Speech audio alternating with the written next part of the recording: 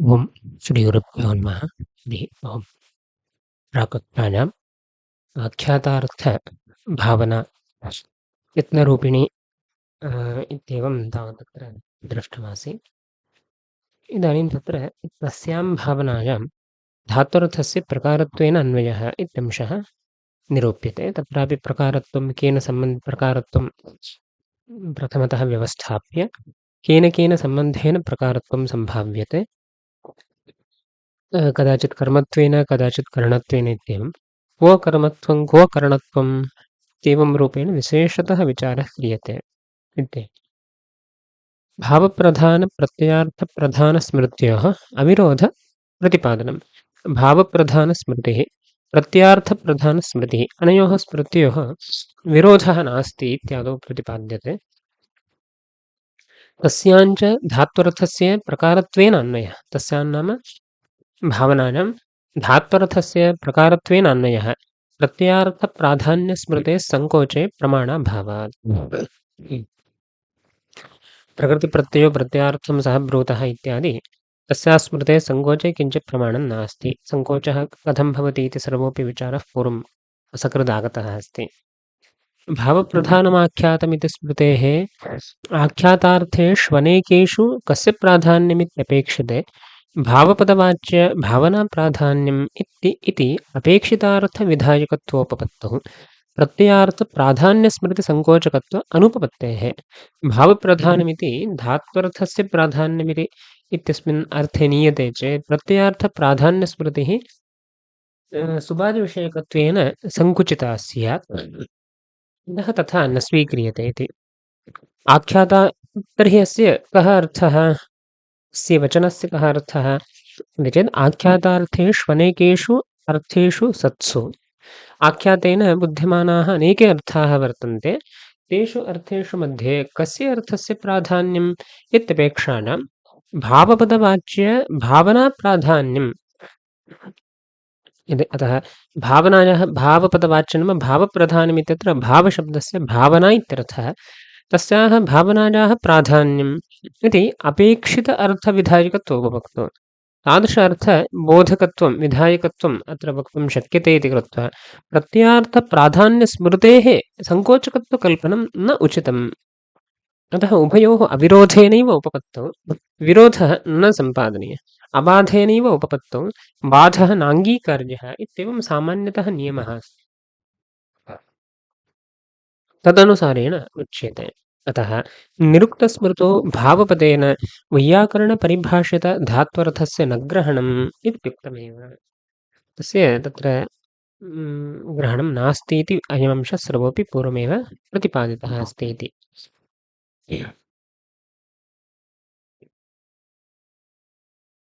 प्रकाले व्याख्यानं भावनाप्राधान्यम् उपसंहरति तस्याञ्च इति।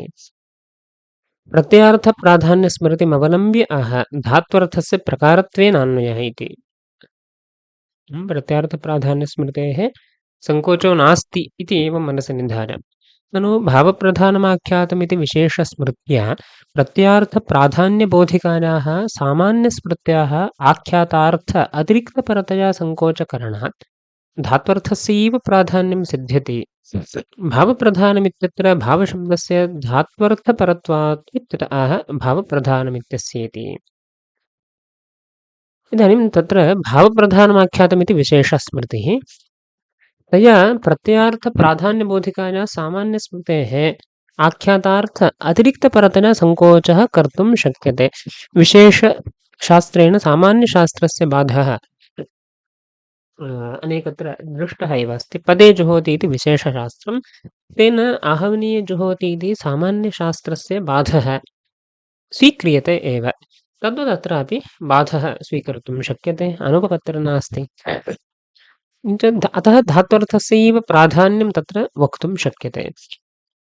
इदं सर्वं कदा स्यात् भावप्रधानमाख्यातमित्यत्र भावशब्दस्य धात्वर्थपरत्वे सति आख्यात इत्यनेन आख्यातान्तस्य धातोः ग्रहणे सति इदं सर्वम् उपपादयितुं शक्यते। इदं तत्रैव किम् इति चेत् तद् अस्माभिः पूर्वमेव अयमंशः उपपादितः। भावप्रधानमित्यत्र भावशब्दस्य धात्वर्थपरत्वात् अयम् अंशः पूर्वमुक्तः। अतः तादृश सामान्यविशेषस्म भावः तत्र सम्भाव्यते इति कृत्वा बाध्यबाधकभावः अङ्गीकर्तुं शक्यते इति जिज्ञासायाम् उच्यते। भावप्रधानम् आख्यातम् इति स्मृतेः इत्याद्यारब्धम्। तस्य सङ्कोचकत्व अनुपपत्तेः इत्यत्र अन्वयः। सङ्कोचः कर्तुं न शक्यते इति। पूर्वोक्तमेव अर्थं स्मारयति आख्यातार्थेष्विति। एवंशः सर्वोऽपि पूर्वमेव निरूपितः, तदेव पुनः उच्यते। आख्यातार्थेषु अनेकेषु कस्य प्राधान्यमित्येवं। तिङर्थेषु इत्यर्थः। अनेकेषु कर्तृ संख्या काल उपग्रह भावनारूपेषु अनेकेषु सत्सु कर्ता कर्म भावः कदाचित् संख्या कालः उपग्रहः भावना इत्येवं रूपेण अनेकेषु अर्थेषु बुध्यमानेषु सत्सु कस्य प्राधान्यं तेषां मध्ये कस्य अर्थस्य प्राधान्यम् इत्येवं जिज्ञासायाम्। सङ्कोचकत्व अनुपपत्तेरिति विरोधे खलु विशेषस्मृत्यनुरोधेन सामान्यस्मृतेः सङ्कोचः क्रियते। प्रकृते तयोर्विरोधः एव नास्ति। न प्रकृत्यर्थापेक्षया प्रत्ययार्थस्य प्राधान्यं सामान्यस्मृत्या बोध्यते। प्रत्ययार्थानां मध्ये भावनापरपर्यायभावस्य विशेषस्मृत्या प्राधान्यं बोध्यते। अतः अत्र विरोधः एव नास्ति। सामान्यस्मृतिः प्रत्ययार्थस्य प्राधान्यं बोधयति। प्रत्ययार्थेषु मध्ये कस्य प्राधान्यम् इति भवप्रधानमिति स्मृतिः बोधयति, शास्त्रं बोधयति। अतः अनयोः समानविषयकत्वाभावात् विरोधः एव तत्र न भवति इति कृत्वा सङ्कोचात्मकः बाधः नाङ्गीकार्यः इत्येव। अतः निरुक्तरीत्या उपपत्तेः इति। अतः निरुक्तस्मृतौ इति। अतः नाम निरुक्तरीत्येव उपपादयितुं शक्यते अविरोधेन चेत् विरोधो न ग्राह्यः। निरुक्तस्मृतौ भावप्रधानमाख्यातमिति यास्काचार्यप्रणीतनिरुक्तवाक्ये एवम् इति व्याख्यानम् अत्र समाप्तम्।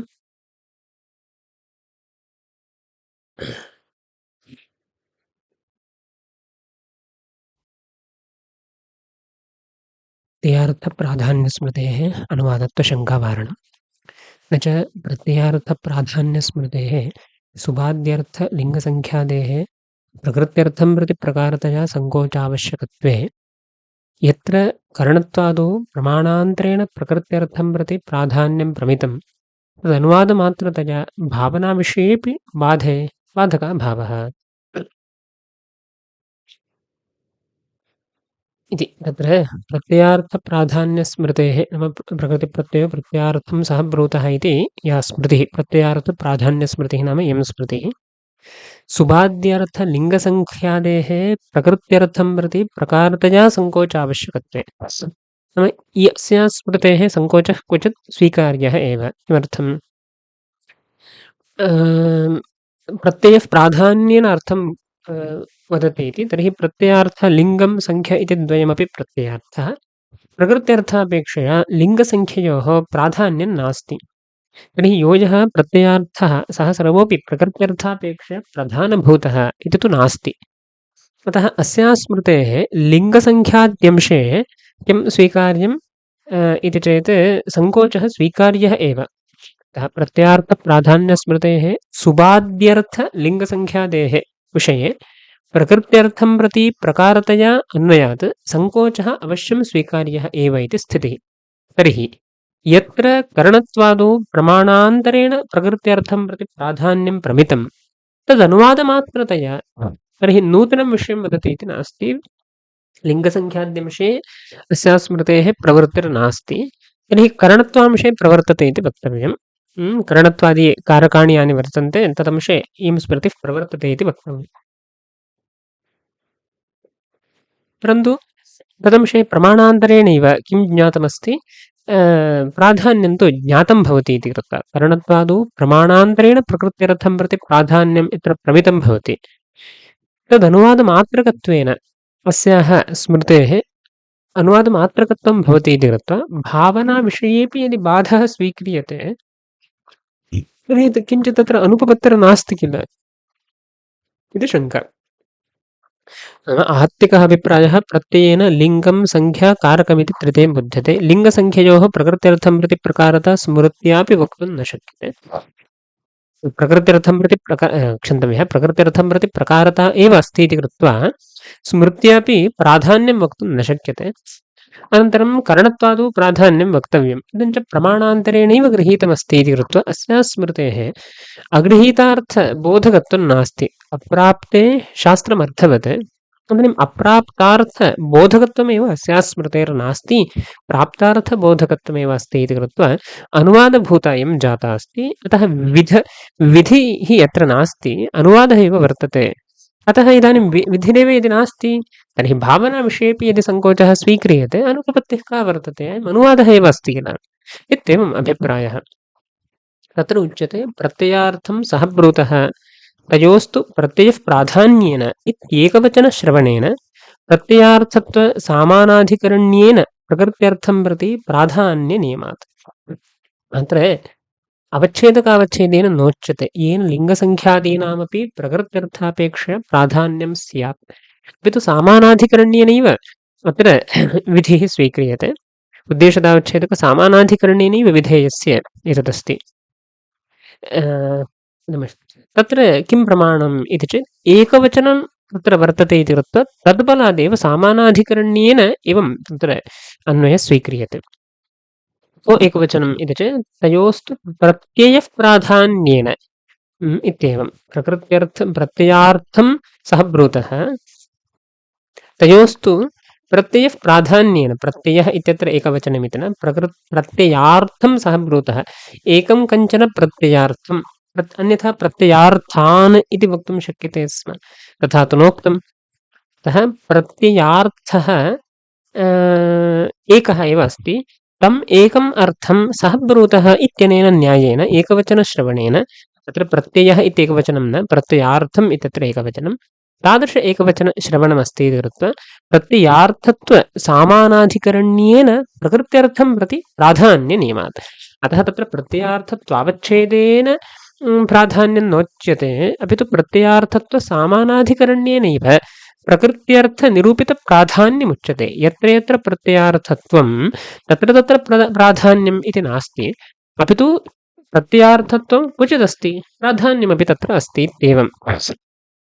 अतः नियमात्, प्राधान्यनियमात् सुबाद्यर्थलिङ्गसङ्ख्यादीनाम् अप्राधान्येपि क्षतिविरहात्। यस्मादेवमस्ति तस्मात् तत्र सुबाद्यर्थलिङ्गसङ्ख्यादिषु अप्राधान्यमस्ति चेदपि श्रमः नास्ति। व्यापकत्वं यदि बुद्धं स्यात् चेत् श्रमः, यत्र यत्र प्रत्ययार्थत्वं तत्र तत्र प्राधान्यमिति व्यापकत्वं बुद्धं चेत् श्रमः आसीत्। प्रत्ययार्थत्वं लिङ्गसङ्ख्ययोरपि अस्ति, तत्र प्राधान्यं नास्ति इति कृत्वा व्यापकत्वभङ्गः स्यात्। तथा तु अत्र नास्ति, सामानाधिकरण्यं विषयः, सामानाधिकरण्यं तु न बाधितमस्ति इति, अतः तत्र श्रमः नास्ति इत्येवम्। इदानीं पुनः वस्तुतत्त्वपक्षः।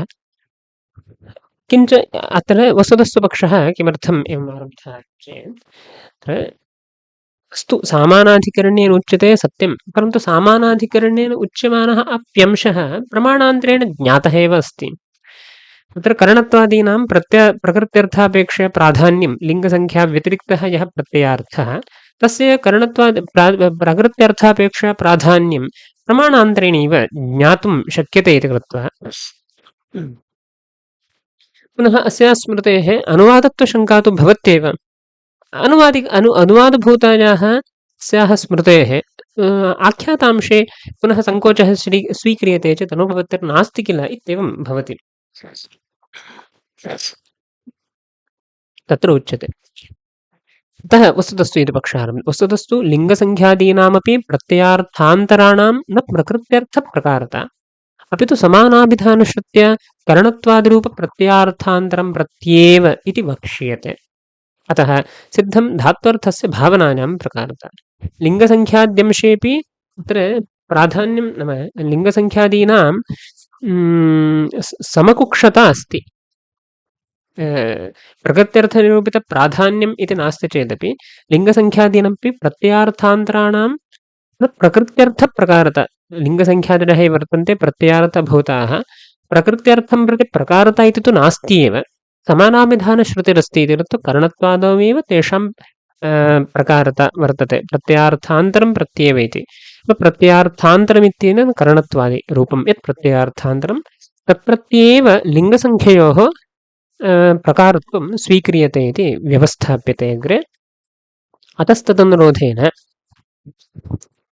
तत्र प्रकृत्यर्थ निरूपितप्राधान्यस्य नाम प्रकृत्यर्थनिरूपितप्राधान्यम् इति तादृश नाम अन्यत्र प्राधान्यं विपरीतमस्तीति आपादनं कर्तुमेव न शक्यते। अत्र अनयोर्मध्ये प्राधान्यगुणभावः एव नास्ति, समकुक्षता एव वर्तते इत्येवम्। अतः तत्र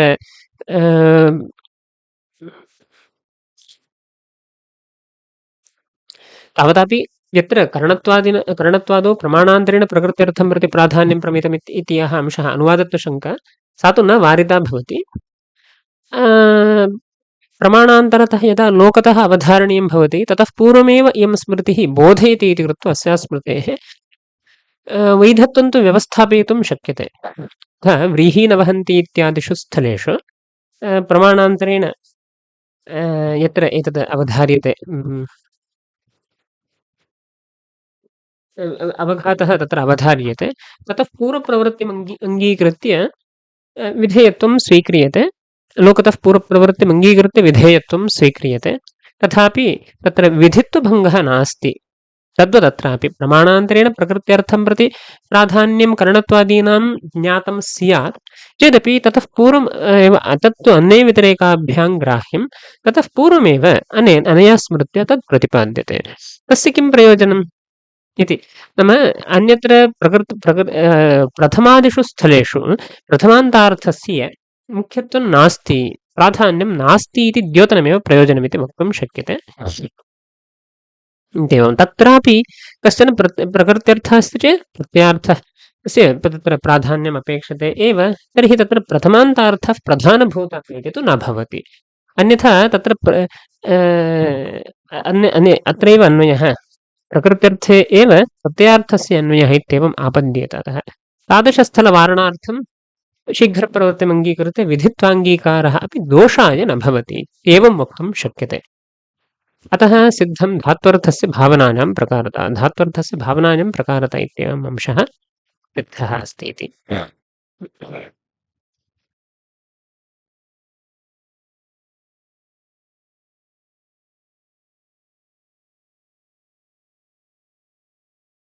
व्याख्यानं वैयाकरणः पर्यनुयुङ्क्ते न चेति। वैयाकरणस्य शङ्का अयमर्थः प्रत्यार्थप्राधान्यस्मृतिः सर्वेषामपि प्रत्यार्थानां प्राधान्यं नैव बोधयितुमीष्टे। प्रत्यार्थस्य प्राधान्यस्मृतिः प्रत्यार्थं सम्ब्रूतः इत्यादि स्मृतिः यो यः प्रत्यार्थः तस्य सर्वस्यापि प्राधान्यं वक्तुं समर्था इति तु नास्ति। ईष्टे समर्था इति तु नास्ति। किमर्थं घटेन इत्यादौ प्रत्ययार्थलिङ्गसङ्ख्ययोः प्राधान्याभावात्। तत्र प्रत्ययार्थः भूत लिङ्गं या च सङ्ख्या तेषां तत्र प्राधान्यं नास्ति इत्येवम्। अतः तत्र प्रत्ययार्थत्वेपि प्राधान्यं नास्ति। अतः यो यः प्रत्ययार्थः सः सर्वोऽपि प्रधानभूतः इति तु नास्ति। प्रत्युत तयोः प्रकृत्यर्थविशेषणत्वस्यैव आनुभविकत्वात् लिङ्गसङ्ख्ये प्रकृत्यर्थविशेषणत्वेनैव अनुभूयेते। अतः तत्र इदं नास्ति, प्राधान्यं वक्तुं न शक्यते, अनुभवविरोधः भवति इति। अतः लिङ्गसङ्ख्यातिरिक्तसुबर्थस्य प्रकृत्यर्थापेक्षया प्राधान्यबोधिका सा स्मृतिः इत्यभ्युपगन्तव्यम् अनायत्य। लिङ्गसङ्ख्यापेक्षया अतिरिक्त यः अर्थः करणत्वादिरूपार्थः तत्प्रत्येव तस्यैव प्राधान्यमित्येवम् अंशः स्वीकार्यः। एवञ्च तत्स्मृतेः सङ्कोचस्य आवश्यकता अस्ति।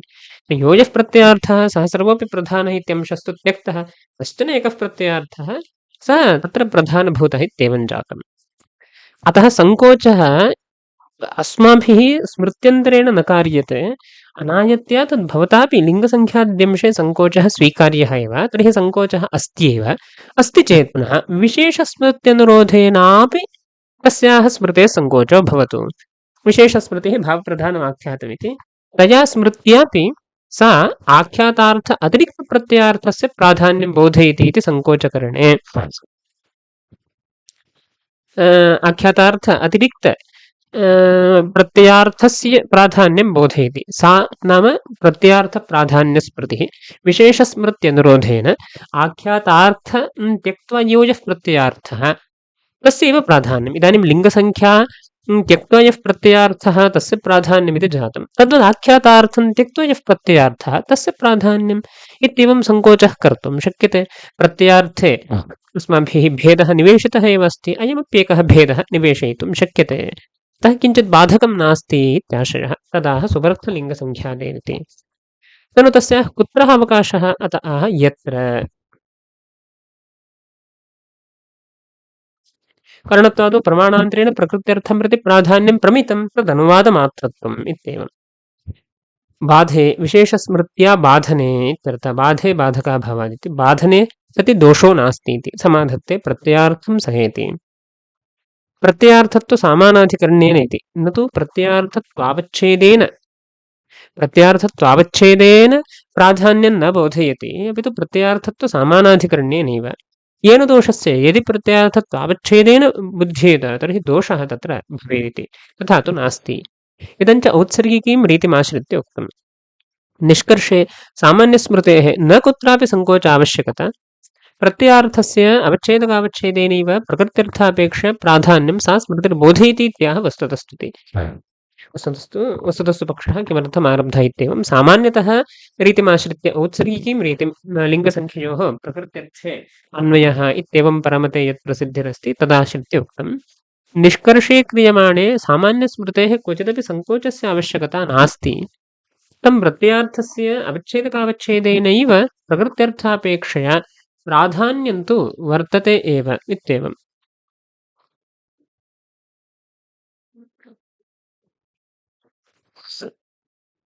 वस्तुतस्तु लिङ्गसङ्ख्ययोः प्राधान्यमिति नास्ति समकक्षता भवति प्राधान्यम् इति तु न भवति अतः एवम् ईषदवतरणिका ईषत् अनुपपन्ना इति भाति चिन्त्यम् इति यत्र अयं विषयः समाप्तः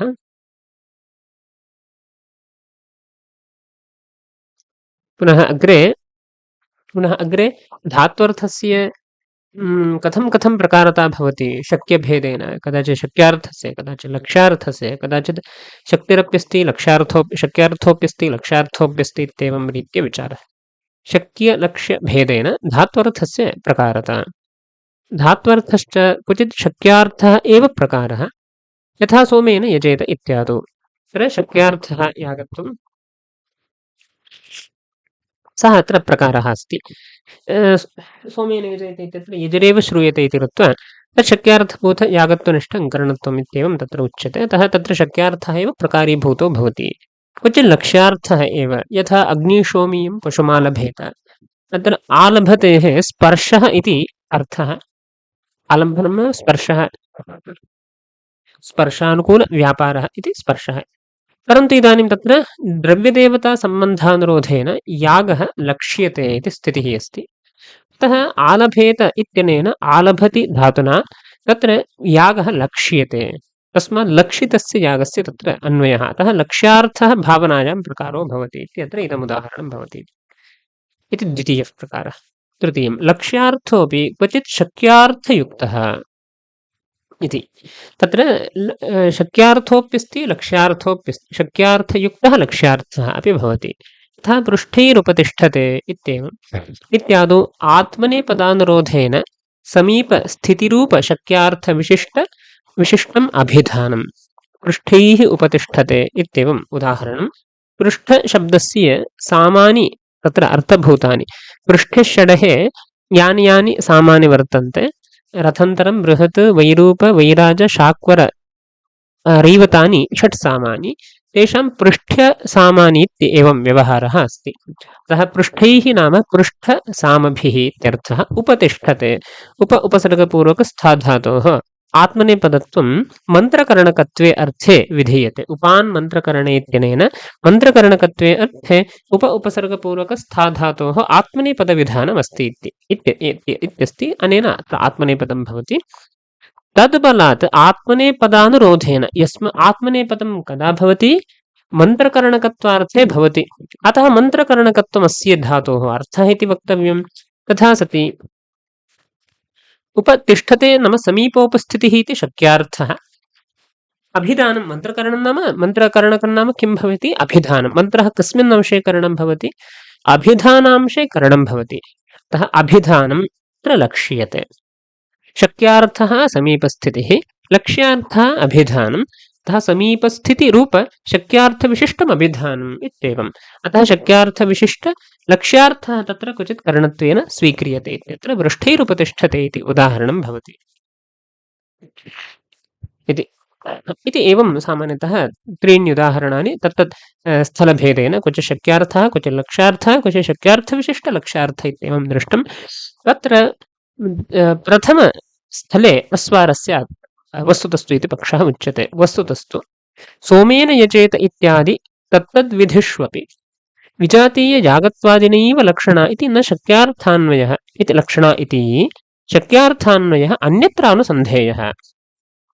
सोमेन यजेत इति किञ्चित्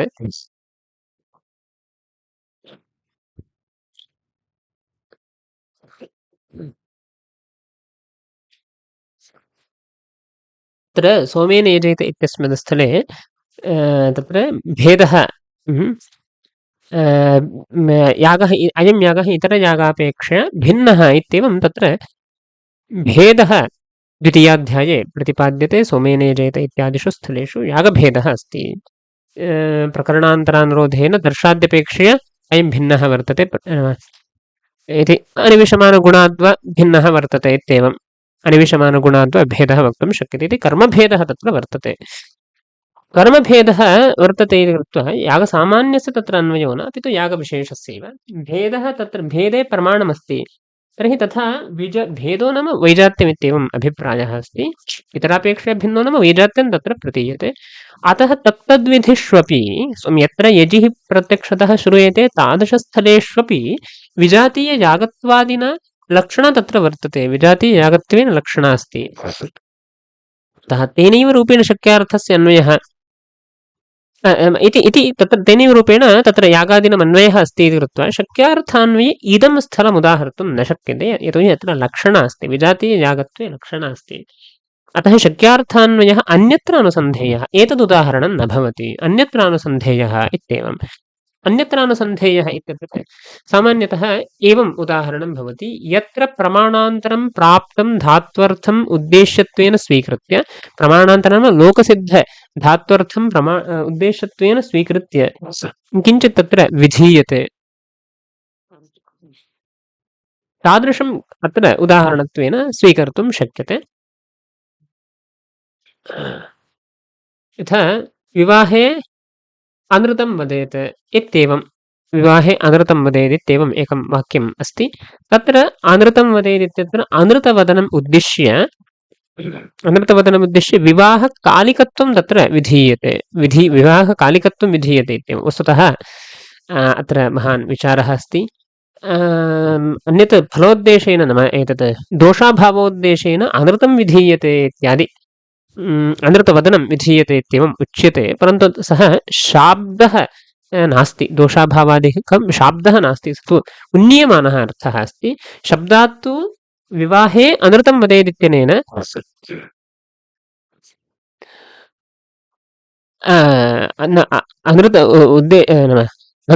अनृतमुद्दिश्य यत् कथनं वदनं वर्तते तद्विवाहकालिकं यत् कथनं वर्तते तादृशविवाहकालिक कथनम् अनृतोद्देशेन विधीयते इत्येवम्। अथवा प्रसिद्धं यद् अनृतवदनं तद् तत्र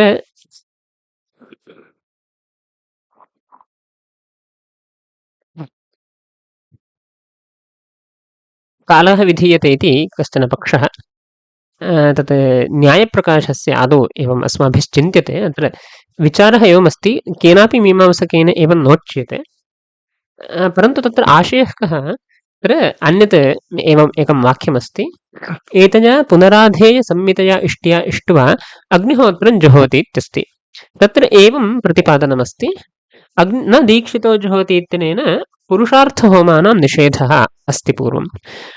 निषेधः यस्य वर्तते तादृशनिषिध्यः पुरुषार्थहोमः तम् उद्देशीकृत्य अग्निहोत्रम् उद्देशीकृत्य एतजा पुनराधेय संमितया इष्ट्या इष्ट्वा इत्यनेन तादृश इष्ट्युत्तरकालः विधीयते। एतजा पुनराधेय संमितया इष्ट्या इष्ट्वा किं कर्तव्यम्, अग्निहोत्रं जुहोति इत्येवम्। तर्हि तुल्यमस्ति अत्रापि अग्निहोत्रहोमस्य निषेधः आसीत्। निषेधो नाम पर्युदासः आसीत्, दीक्षितो न जुहोति इति यत्किञ्चित् तादृशनिषेधसम्बन्धः अस्ति। पर्युदासः नाम तत्र निवृत्तिसम्बन्धस्तु अस्ति अन्ततो गत्वा इति तत्र दीक्षितस्य पुरुषार्थहोमः दीक्षितेन पुरुषार्थहोमः न कर्तव्यः इत्येवं पुरुषार्थहोमः निवृत्तिः तत् नित्यं वा भवतु काम्यं वा भवतु एवं किञ्चित् भवतु इति सामान्यतः तत्र तथा वर्तते। तदुत्तरकाले अत्र पुनः एतया पुनराधेयसंहितया इष्टेषु अग्निहोत्रं जुहोति इति अस्ति। अत्र तावत् क्लिष्टप्रयोजनकत्वात् अग्निहोत्रस्य विधेयत्वं न स्वीक्रियते, अपि तु अग्निहोत्रम् उद्देशीकृत्य किमर्थम् कथम् अग्निहोत्रम् उद्देश्यं भवति इति चेत् निषेध्यत्वेन यत् पूर्वम् अवधारितं तादृशम् अग्निहोत्रम् अत्र उद्देश्यं, तदुद्देशेन इष्ट्युत्तरकालः विधीयते इत्येवं तत्रत्यः विचारः अस्ति। तद्वत् नानृतं वदेदित्यनेन अनृतवदनस्य निषेधः अस्ति। तादृश अनृतवदनम् उद्दिश्य अत्र किं विधीयते, विवाहकालः विधीयते इति तौल्यं सम्पादयितुं शक्यते इति। तस्मिन् पक्षे अनृतवदनस्य एतदेव किमस्ति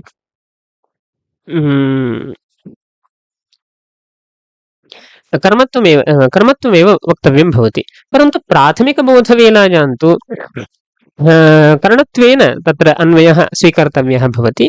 किमर्थम् अनृतम् इति द्वितीयान्तमस्ति इति कृत्वा अनृतकर्मिक धात्वर्थकरणिक एतदधिकरणिक विवाहकालाद्यधिकरणिका भावना इत्येवं बोधो भवति प्राथमिकबोधवेलायां। तदुत्तरकाले विशिष्ट अनृतवदनस्य उद्देश्यत्वं स्वीकृत्य तत्र कालः विधीयते इति वक्तव्यं। तर्हि प्राथमिकबोधवेलायां धात्वर्थः वदनरूपधात्वर्थः तत्र करणत्वेन अन्वेति। तत्र पुनः किं नास्ति, लक्ष्यार्थः कश्चन अपेक्षते इति निर्बन्धो नास्ति इत्येवं वक्तुं शक्यते।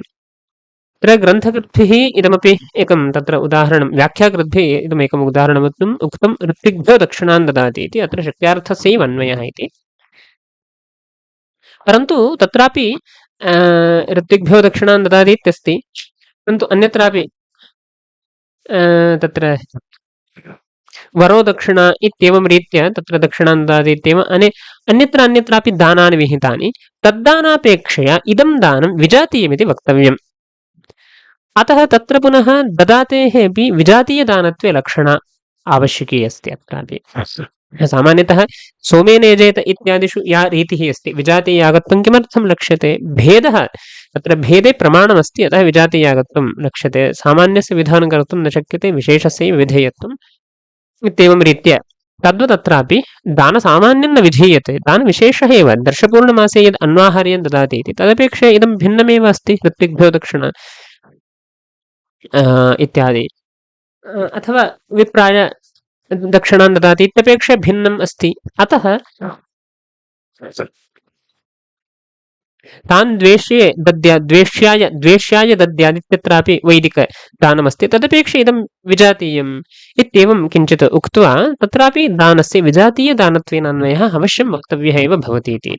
अतः ऋत्विग्भ्यो दक्षिणान् ददातीति उदाहरणं शक्यार्थस्थले वक्तुं शक्यते इति यद्व्याख्याकारैः उक्तं तदपि कदाचित् चिन्त्यं भवति। यतोहि या युक्तिः यागस्य यागत्वेन लक्षणायां या युक्तिः उक्ता सा युक्तिः ददाति इत्यत्रापि घटते। अतः किं वक्तव्यमस्ति, लोकसिद्धः अर्थः यत्र एवं सामान्यतः विधीयते तादृशस्थले वैजात्यकथनस्य अपेक्षा न भवति। तदादाय यथा व्रीहि न वहन्ति इत्यपि कदाचित् उदाहर्तुं शक्यते, परन्तु नापि शक्यते। यतोहि व्रीहि न वहन्ति इति अवहननस्य अन्य अवहननापेक्षे भेदः वक्तव्यः इति नास्ति। यद्यपि तत्र चयने अवघातः विहितः अस्ति, अदृष्टार्थः अवघातः अस्ति,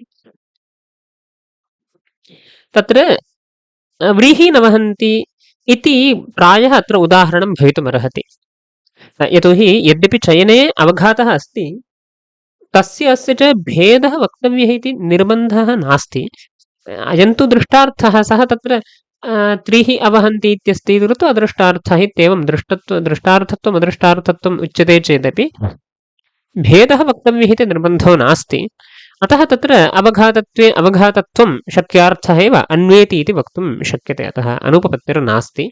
व्रीहि न वहन्ति इति अत्र उदाहरणं भवितुम् अर्हति। अन्यत्र अनुसन्धेयो नाम यागादिषु स्थलेषु न भवति, अन्यत् किञ्चित् उदाहरणं तत्र स्वीकृत्य चिन्तयितुं शक्यते इत्येवं तत्र अभिप्रायः अस्ति। मया तु आदौ यदुक्तं नानृतं वदेत् इति तत् प्राथमिकबोधवेलायां तत्र अनृतमिति द्वितीया अस्ति इति कृत्वा तदर्थः कर्मत्वेनान्वेति धात्वर्थः करणत्वेनान्वेति इति बोधमादाय उक्तम्। उत्तरकाले तु अनृतवदनस्य उद्देश्यत्वम् इत्येवं पक्षः मया सदृष्टान्तः निरूपितः अस्ति। किमर्थम् अनृतवदनस्य उद्देश्यत्वमिति तत्काले आदिम अन्वयकाले तु अनृतमिति द्वितीयान्तं किञ्चित् श्रूयते इति कृत्वा तत्र किं भवति कथनस्य करणत्वेन अन्वयः इत्येवम् अंशः मया निरूपितः। तदपेक्षया व्रीहि न वहन्ति इति समीचीनतया उदाहरणं भवति इति वक्तुं शक्यते इत्येवम्। अतः क्वचित् शक्यार्थः एव अन्वयं प्राप्नोति, क्वचित् लक्ष्यार्थः अन्वयं प्राप्नोति, क्वचित् लक्ष्यार्थविशिष्टशक्यार्थः अन्वयं प्राप्नोति इति तत्र भेदः अस्ति इत्येवं द्रष्टव्यम्।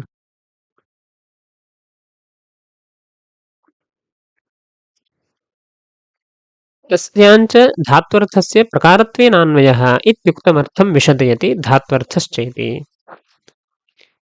पूर्वं प्रकारत्वेनान्वयः इत्यंशः निरूपितः, तदेव अत्र विशेषतः एतत् निरूपणं क्रियते।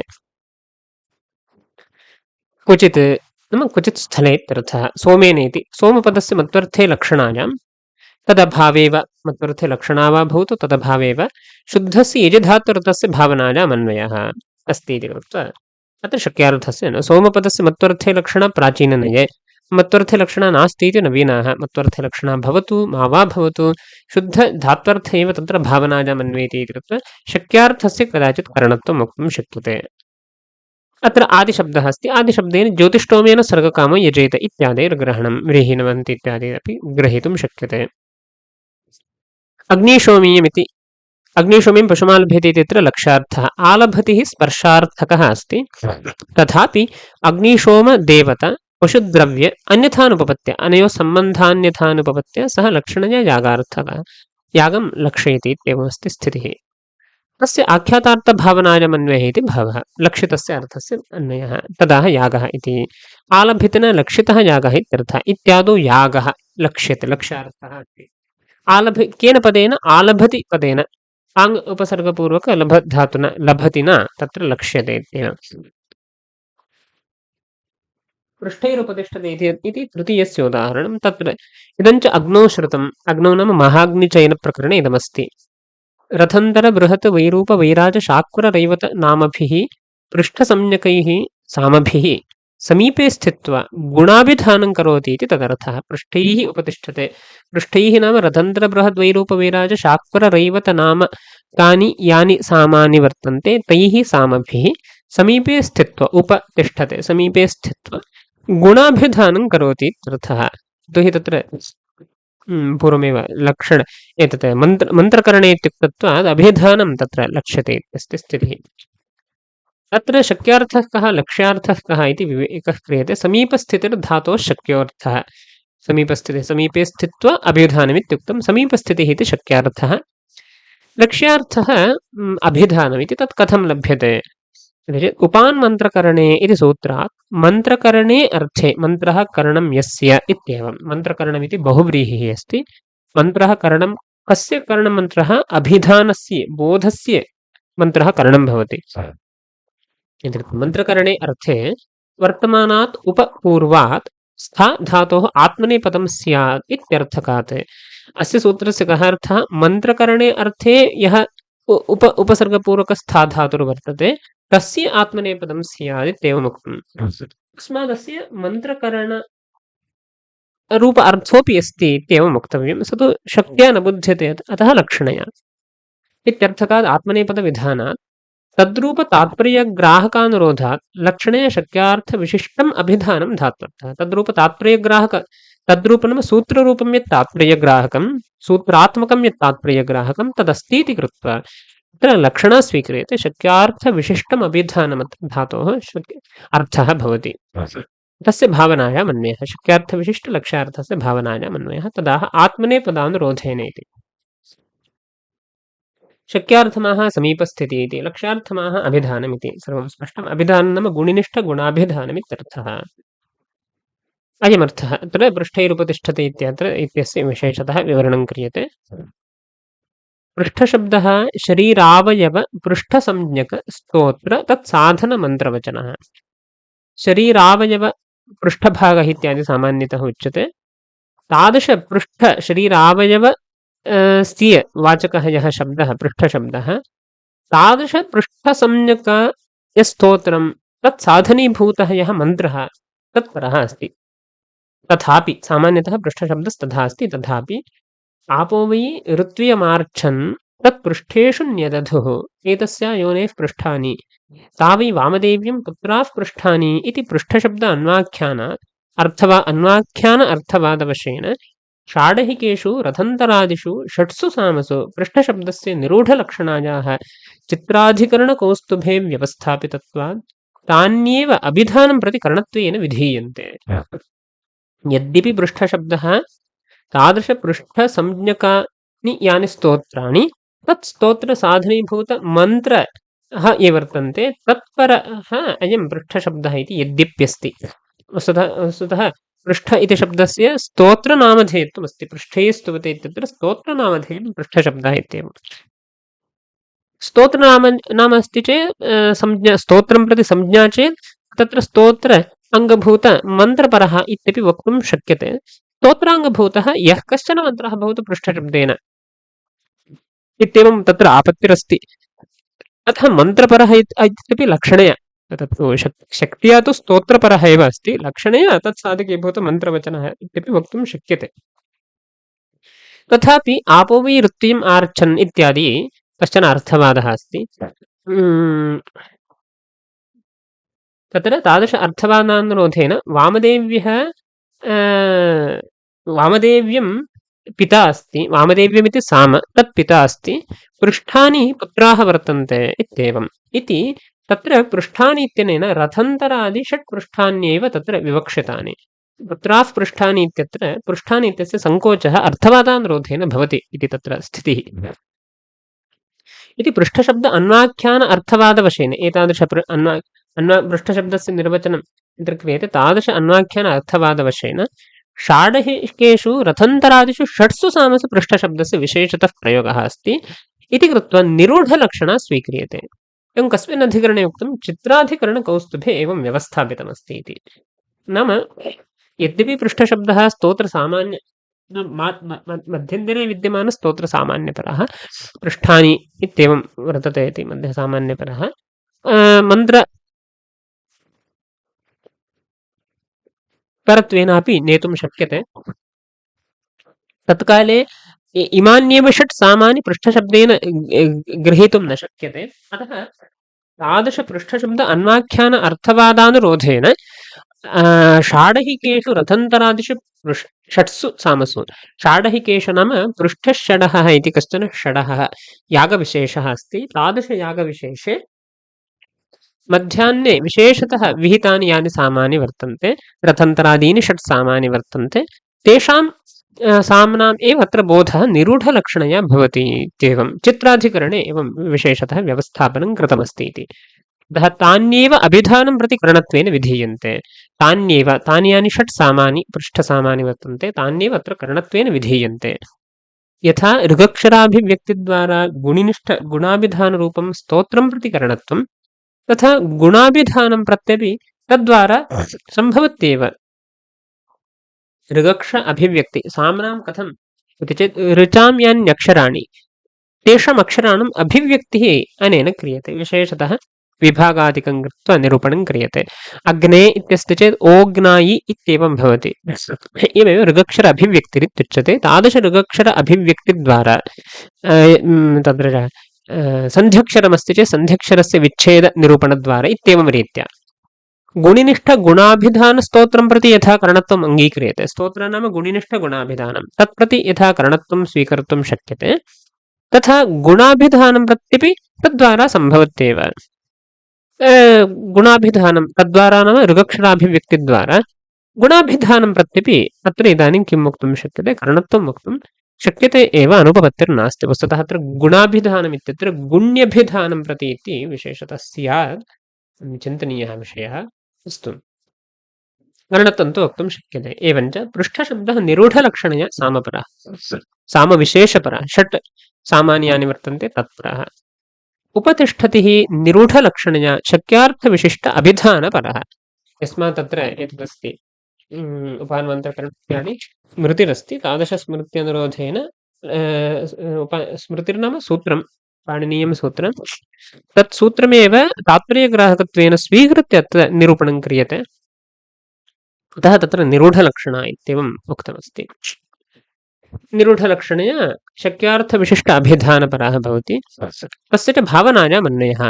शक्यार्थविशिष्टलक्ष्यार्थस्य भावनायाम् अन्वयः स्वीक्रियते अत्र अन्यः अपि दृष्टान्तः दर्शयितुं शक्यते इति एवमेव ऐन्द्रिया गार्हपत्यमुपतिष्ठते इत्यत्रापि शक्यार्थविशिष्टलक्ष्यार्थस्य धात्वर्थस्य भावनायाम् अन्वयो बोध्यः अत्रापि शक्यार्थविशिष्टः उपतिष्ठते इत्यस्ति मन्त्रकरण आत्मनेपदं श्रूयते तदनुरोधेन अभिधान एतत् अभिधानं न समीपस्थानविशिष्टमभिधानमत्र लक्ष्यते स च करणत्वेनान्वेति इति अत्रापि धात्वर्थस्य भावनायां शक्यार्थविशिष्टलक्ष्यार्थस्य धात्वर्थस्य भावनायां करणत्वेनान्वये इदमपि उदाहरणं भवति इत्येवं तत्र हि द्वितीयान्तं तृतीयान्तञ्च यथाश्रुतार्थकमेव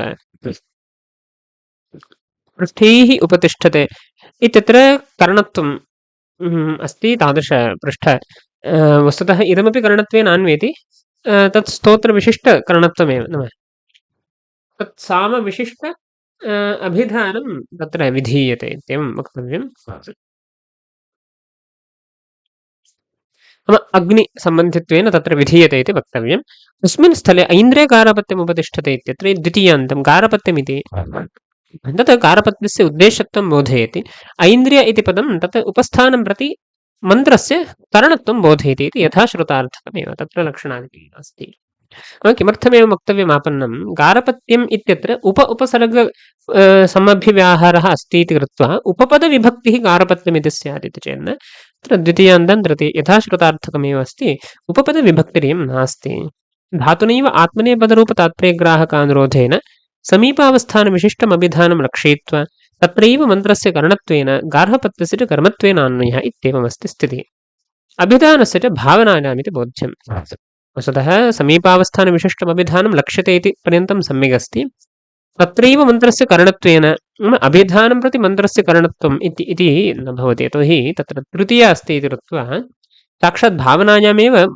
ऐन्द्रिया इत्यस्य ऐन्द्री मन्त्रस्य भावनायां करणत्वं वक्तव्यं प्राथमिकबोधवेलानां गारपत्यस्य चापि भावनायामेव कर्मत्वेन अन्वयः भावनायामेव भवति अयं धात्वर्थोऽपि करणत्वेन भावनायाम् अन्वयति इत्येव तत्र वस्तुतः वक्तव्यं भवति अभिधानस्य च भावनायामित्यनेन अन्ययोः भावनायाम् अन्वयः नास्ति इति द्योत्यते तथा तु न भाव्यम् एवम् अपि भावनायाम् अन्वयः अस्ति पार्ष्ठिकः सम्बन्धः धात्वर्थेन सह अनयोरुभयोरस्ति इति व्याख्याकाराणाम् अभिप्रायः अस्ति अन्यत् किमपि न आद्यप्रभेदस्य सोमेन यजेत इति न उदाहरणमित्याह वस्तुतस्तु इति सामान्यार्थवाचकस्य विशेषार्थपरत्वे लक्षणायाः सर्वसम्मतत्वादाः विजातीयागत्वादिने लक्षण इति सामान्यार्थकः कश्चन शब्दः द्रव्यमिति शब्दः तस्य यदि सुवर्णम् इति बोधनीयं द्रव्यपदेन सुवर्णस्य बोधः यदि इष्यते विशेषार्थपरत्वम् यदि इष्यते तर्हि लक्षणा स्यात् सुवर्णत्वेन सुवर्णबोधार्थं लक्षणा भवत्येव तद्वद् यागत्ववाचकस्य यजिधातोः विजातीयागत्वबोधने लक्षणा भवत्येव इत्यत्र सर्वसम्मतमस्ति इति कृत्वा विजातीयागत्वादिनैव इत्येवम् उक्तम् तथा च लक्ष्यार्थस्यैव भावनायाम् अन्वयः इत्यस्यैव इदमुदाहरणमिति भावः यथा आलभते अग्निशोम्यं पशुमालभते इत्यत्र लक्ष्यार्थस्य अन्वयः तद्वत् तत्रापि लक्ष्यार्थस्य अन्वयत्तत्रैव इदमुदाहरणं भवति तर्हि आद्यप्रभेदस्य किम् उदाहरणम् अतः शक्यार्थान्वयः अन्यत्र अनुसन्धेयः इति अत्र शक्यार्थान्वयः शक्यार्थस्य यः अन्वयः इति षष्ठे समासः अन्यत्र ऋत्विग्भ्यो दक्षिणान् ददाति इत्यादौ ऋत्विग्भ्यो दक्षिणान् ददाति इत्यादौ विचारः अत्र अस्माभिर्दृष्टः अस्ति एतदपि उदाहरणं कदाचित् न भवति यया युक्त्या विजातीययागत्वं यजिना लक्ष्यते स एव युक्तः विजातीयदानत्वं ददातिनापि लक्षणीयं भवति। तथा सति अत्र शक्यार्थान्वये इदमुदाहरणं न भवति अपि तु व्रीहि न वहन्ति इति वा अवहन्ति इत्यत्र धातोरतस्य करणत्वेन अन्वयः इत्यत्र तत् स्वीकर्तुं शक्यते इत्येवं तद् उदाहरणं कदाचित् भवितुम् अर्हति इति भाति इत्येवं रूपेण अत्र धात्वर्थस्य भावनानां प्रकारत्वमस्ति स्मृतिविरोधः कश्चन नास्ति इत्यादि निरूपितं परं कथं सः धात्वर्थस्य एवम् अन्वयः भवति भावनायां करणत्वे करणत्वेन कथमिति करणत्वेन कर्मत्वेन इत्यादि तदग्रे भविष्यति करणत्वं सामान्यतः शक्यार्थो वा लक्ष्यार्थो वा शक्यार्थविशिष्टलक्ष्यार्थो वा इत्येवं रूपेण अत्र विचारः संवृत्तः अस्ति क्वचित् शक्यार्थे एव प्रकारः इत्येवं रूपेण